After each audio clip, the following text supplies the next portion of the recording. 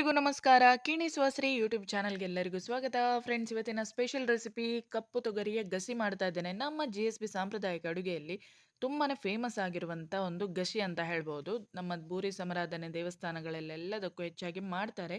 ಬಿಳಿ ತೊಗರಿ ಮತ್ತೆ ಕಪ್ಪು ತೊಗರಿ ಅಂತ 2 ತೊಗರಿ ಇದೆ. ಹಾಗೆ ಕಪ್ಪು ತೊಗರಿಯಲ್ಲಿ ನಾವು ಇದರ ಜೊತೆಗೆ ಸೊರಣಗೆಡ್ಡೆ, ಆಲೂಗಡ್ಡೆ, ಅದೇ ರೀತಿ ಕಳ್ಳಿಗೆ ಟೈಮಲ್ಲಿ ಸಣ್ಣ jackfruit, tender jackfruit ಹಾಕಿ ಮಾಡ್ತೇವೆ. ಹಾಗೆ ಸಾಂಬ್ರುಳ್ಳಿ ಟೈಮಲ್ಲಿ ಅದನ್ನು ಹಾಕಿಯೂ ಮಾಡ್ಬೋದು.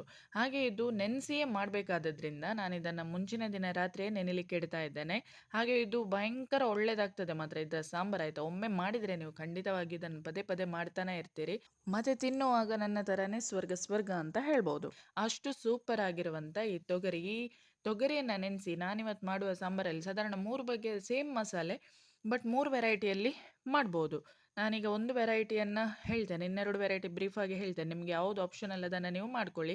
ನಾನಿಲ್ಲಿ 1 ಗ್ಲಾಸಷ್ಟು ತೊಗರಿಯನ್ನು ಮುಂಚಿನ ದಿನ ರಾತ್ರಿ ಒಂದು 2-3 ನೀರಲ್ಲಿ ಚಂದ ಮಾಡಿ ತೊಳೆದು ಮತ್ತೆ ಒಳ್ಳೆ ನೀರನ್ನು ಹಾಕಿ ನೆನೆ ಹಾಕಿಟ್ಟಿದ್ದಿದೆ. ಇವಾಗ ನೆಕ್ಸ್ಟ್ ಡೇ ಈ ನೀರಲ್ಲೇ ನಾನು ಕುಕ್ಕರಲ್ಲಿ ಹಾಕಿಬಿಟ್ಟು ಬೇಯಿಸುವಂಥದ್ದು. ಮರುದಿನ ಬೆಳಿಗ್ಗೆ ಯಾವ ರೀತಿ ಆಗಿದೆ ಅಂತ ನೋಡಿ, ಒಳ್ಳೆ ಕೆಂಪಾಗಿದೆ ಕಲರ್ ಎಲ್ಲ. ಹಾಗೆ ಒಳ್ಳೆ ನೀರಲ್ಲೇ ನೆನೆ ಹಾಕಿದ್ದಲ್ಲ, ಆ ನೀರನ್ನೇ ಇವಾಗ ಹಾಕ್ತಾ ಇದ್ದೇನೆ. ಕಲರ್ ನೋಡಿ, ಮತ್ತೆ ತೊಗರಿ ಕಾಳುಗಳು ಸ್ವಲ್ಪ ಕಡಲೆಕಾಳಿನ ಹಾಗೆ ಉಬ್ಬಿ ಬಂದಿದೆ. ಇನ್ನಿದನ್ನು ಕುಕ್ಕರಲ್ಲಿ ಹಾಕಿಬಿಟ್ಟು ಸೇಮ್ ಅದೇ ನೀರು, ಬೇರೆ ನೀರು ಯಾವುದು ಉಪಯೋಗಿಸ್ತಾ ಇಲ್ಲ ನಾನು. ಅದೇ ನೀರನ್ನು ಕುಕ್ಕರಲ್ಲಿ ಹಾಗೆ ಹಾಕಿಬಿಟ್ಟು ಇದಕ್ಕೆ ಹುಳಿಯ ಬದಲಿಗೆ ನಾನಿಲ್ಲಿ ಹುಣಸೆ ಹುಳಿ ಹಾಕ್ತಾ ಇಲ್ಲ ಈ ಸಾಂಬಾರಿಗೆ. ಹುಳಿಗೆ ಇಲ್ಲಿ ನಾನು ಅಮಟೆಕಾಯನ್ನು ತಗೊಂಡಿದ್ದೇನೆ. ಒಂದು 4-5 ಅಮಟೆಕಾಯನ್ನು ಜಜ್ಜಿಬಿಟ್ಟು ಹಾಕಿದರೆ ಭಾರಿ ಸೂಪರ್ ಆಗ್ತದೆ. ಅಮಟೆಕಾಯಿ ಸೀಸನಲ್ಲೆಲ್ಲ ಇದೇ ಥರ ಮಾಡುವಂಥದ್ದು ಈ ಗಸಿಯನ್ನು. ಹಾಗೆ ಕುಕ್ಕರ್ ಮುಚ್ಚಳ ಮುಚ್ಚುವ ಕ್ರಮ ಯಾವಾಗಲೂ ಹೇಳ್ತಾ ಇರ್ತೇನೆ. ಅತಿ ಬೇಗನೆ ವಿಸಿಲ್ ಬರ್ತಾ ಇರಬೇಕು ಅಂತಾದರೆ ನಿಮಗೆ ಗ್ಯಾಸ್ ಕೂಡ ಬೇಗನೆ ಸೇವ್ ಆಗುತ್ತೆ. ಈ ಥರ ಕುದಿ ಬಂದ ಮೇಲೆ ಅದನ್ನು ಮುಚ್ಚಳವನ್ನು ಮುಚ್ಚೋದು ಬಹಳ ಉತ್ತಮ. ಹಾಗೆ ಇಲ್ಲಿ ಇದೀಗ ನೋಡಿ, ಮುಚ್ಚುವಾಗಲೇ ವಾಷರ್ ಆ ಕಡೆಯಿಂದ ಮೇಲ್ಗಡೆ ಬಂದಾಯಿತು.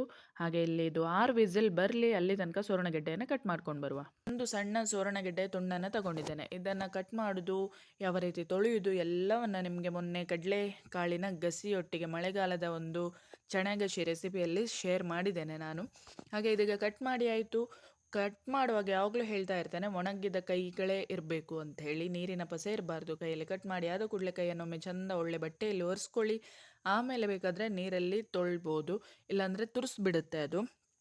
ಹಾಗೆ ಇವಾಗ ಬೇಯಿಸಿರುವಂಥ ಈ ತೊಗರಿ 6 ವಿಸಿಲ್ ಆಗಿದೆ. ಇವಾಗ ಚೆಕ್ ಮಾಡುವ. ನೋಡಿ, ಬೆಂದಿದೆ, ಒಳ್ಳೆ ಬೆಂದಿದೆ. ಇಷ್ಟು ಸಾಫ್ಟ್ ಆದರೆ ಸಾಕು. ಬಿಳಿ ತೊಗರಿ ಕೂಡ ಅಷ್ಟೇ, ಸೇಮ್ ನಾವು ಇದೆಲ್ಲ ವೆಜಿಟೇಬಲ್ಸ್ ಕೂಡ ನಾನು ಹೇಳಿದಂಥದ್ದಾಗಲೇ ಅದನ್ನೆಲ್ಲ ಹಾಕಿ ಮಾಡ್ಬೋದು. ಇಲ್ಲಿ ಇವಾಗ ಸೂರಣಗೆಡ್ಡೆಯನ್ನು ಕೂಡ ಕುಕ್ಕರಲ್ಲೇ ಡೈರೆಕ್ಟಾಗಿ, ಮಳೆಗಾಲದ ಸೂರಣಗೆಡ್ಡೆ ಬೇಗ ಬೇಯ್ತದೆ, ಡೈರೆಕ್ಟಾಗಿ ಬೇಯಿಸ್ಕೊಳ್ಬೋದು. ಬಟ್ ಉಪ್ಪು ಹಾಕಿ ನಾವು ಸೂರಣಗೆಡ್ಡೆಯನ್ನು ಮತ್ತೆ ಬೇಯಿಸೋದ್ರಿಂದ ಅಷ್ಟೇನು ಕಲಡಿ ಹೋಗೋದಿಲ್ಲ. ಒಂದೇ ವಿಸಿಲ್ ಕೂಗಿಸಿಕೊಳ್ಳೋದು ನಾನು ಅಷ್ಟೇ. ಹಾಗೆ ಸೂರಣಗೆಡ್ಡೆಯನ್ನು ಹಾಕಿ ಅದೇ ನೀರು, ಎಕ್ಸ್ಟ್ರಾ ನೀರೆಂತ ಹಾಕಲಿಲ್ಲ, ತೊಗರಿ ಬೇಯಿಸಿದ ನೀರೇ ಇತ್ತು ಸಾಕಷ್ಟೇ. ಅದಕ್ಕೆ ರುಚಿಗೆ ತಕ್ಕ ಉಪ್ಪನ್ನು ಹಾಕಿ ಒಂದು ವಿಸಿಲ್ ಇವಾಗ ಕೂಗಿಸ್ಕೊಳ್ತಾ ಇದ್ದೇನೆ. ತೊಗರಿ ಆರೋಗ್ಯಕ್ಕೆ ತುಂಬಾ ಒಳ್ಳೆಯದು, ಭಾರಿ ಒಂದು ವಿಟಮಿನ್ಸ್ ಎಲ್ಲ ಇದೆ ಇದು. ಹಾಗೆ ನಮ್ಮ ಹೆಚ್ಚಾಗಿ GSB ಅಡುಗೆಯಲ್ಲೆಲ್ಲ ನಾವು ಧಾನ್ಯ ಕಾಳುಗಳನ್ನು ಹೆಚ್ಚಾಗಿ ಬಳಸುವಂಥದ್ದು. ಹಾಗೆ ಇಲ್ಲಿ ಮಸಾಲೆಗೆ ನೋಡಿ, ಒಂದು ತೆಂಗಿನಕಾಯಿಯ ತುರಿ, ಇದಕ್ಕೆ 6 ಹುರಿದಂಥ ಬ್ಯಾಡಗಿ ಮೆಣಸು, 6 ಹುರಿದಂಥ ಊರಮೆಣಸು, ಮತ್ತು ಒಂದು ಸ್ವಲ್ಪ ಚಿಟಿಕೆ ಅರಶಿನ. ನೀವು ಸಪೋಸ್ ಸಾಸಿವೆ ಕರಿಬೇವಿನ ಒಗ್ಗರಣೆ ಹಾಕೋದಂತಾದರೆ ಈ ಮಸಾಲೆ ಇಷ್ಟೇ. ಆದರೆ ಇದಕ್ಕೊಂಚೂರು ಮೆಂತ್ಯವನ್ನು ಅರ್ಧ ಸ್ಪೂನಷ್ಟು ಹುರಿದು ಹಾಕಬೇಕು. ಕೊನೆಯಲ್ಲಿ ಸಾಸಿವೆ ಹಾಕಿ ಗಿರ್ರ ಮಾಡಬೇಕು. ಸೇಮ್ ನಮ್ಮದು ಈ ಹೆಸರು ಕಾಳಿನ ಗಸಿ ಮಸಾಲೆ, ಅದಕ್ಕೆ ಸಾಸಿವೆ ಕರಿಬೇವಿನ ಒಗ್ಗರಣೆ ಕೊಡೋದು. ಇಲ್ಲಾಂದರೆ ಇಷ್ಟೇ ಮಸಾಲೆ ಹಾಕಿ ಇದಕ್ಕೆ ಬೆಳ್ಳುಳ್ಳಿ ಒಗ್ಗರಣೆ ಸಹ ಕೊಡ್ಬೋದು.